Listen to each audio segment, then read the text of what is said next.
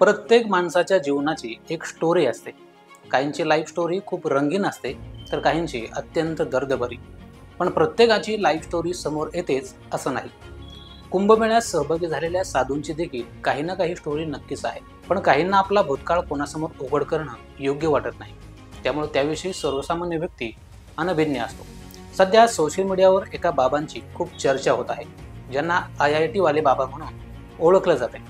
खरं तर लाखो रुपयांचं पॅकेज असलेली नोकरी सोडून ते साधू बनले आहेत. मात्र त्यांचा हा प्रवास सोपा नव्हता.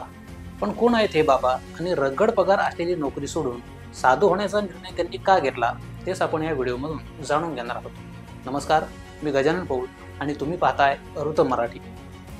तर IIT वाले बाबा म्हणून प्रसिद्ध झालेल्या बाबांचं नाव आहे अभय सिंग. त्यांचा प्रवास हरियाणातील झज्जरमधील सासरोडी या शांत गावातून सुरू होतो. याच गावात त्यांचा जन्म झाला. इथंच ते खेळले, बागडले. त्यांचे वडील करण सिंग हे वकील असून ते झज्जर बार असोसिएशनचे अध्यक्षही राहिले आहेत. श्रेवाल गोत्रातील जाट कुटुंबात जन्मलेले अभय बालपणापासूनच हुशार विद्यार्थी होते. त्यांचं ध्येयही स्पष्ट होतं, शिक्षणाच्या सर्वोच्च शिखरावर पोहोचण्याचं. झाज्जरमध्ये प्रारंभिक शिक्षण पूर्ण झाल्यानंतर त्यांच्या कुटुंबाने त्यांना IIT कोचिंगसाठी कोठा येथे पाठवण्याची योजना आखली. पण अभयची योजना वेगळी होती. त्यांना दिल्लीत शिक्षण घ्यायचं होतं. आपली ही योजना त्यांनी घरच्यांना बोलूनही दाखवली.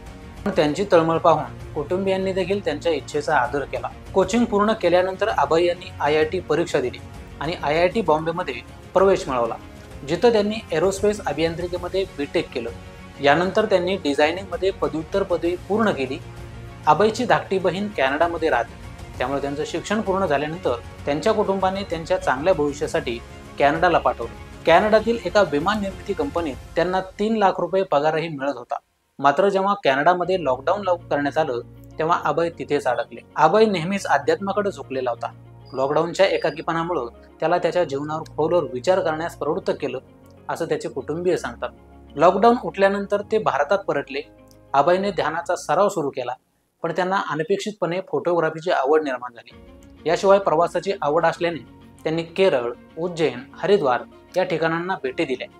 घरच्यांनी त्यांच्या लग्नाबद्दल विचारणा केली की त्यांना ते आवडायचं नाही. त्यामुळे त्यांच्या मनात काय चाललंय हे कुटुंबातील कुणालाच कळत नव्हतं. 11 महिन्यापूर्वी अभय यांनी अचानक घराशी संपर्क तोडला. त्यांच्या कुटुंबियांनी त्यांच्यापर्यंत पोहोचण्याचा वारंवार प्रयत्न करूनही ते अयशस्वी ठरले. त्यांनी आधीच सांगितलं होतं की काही महत्त्वाचं काम असेल तरच मेसेज करा. मात्र जेव्हा त्यांच्या कुटुंबाची चिंता वाढत गेली आणि त्यांनी संपर्क साधण्याचा प्रयत्न केला, तेव्हा त्यांना कळलं की अभयने त्यांचे कॉल ब्लॉक केले होते. मीडियाशी बोलताना अभय यांच्या वडिलांनी सांगितलं की तो लहानपणापासूनच फार कमी बोलत असे, पण तो अध्यात्माचा मार्ग अवलंबेल याची आम्हाला कधीच कल्पना देखील नव्हती. आपण आपल्या मुलाला घरी परतण्यास सांगणार का?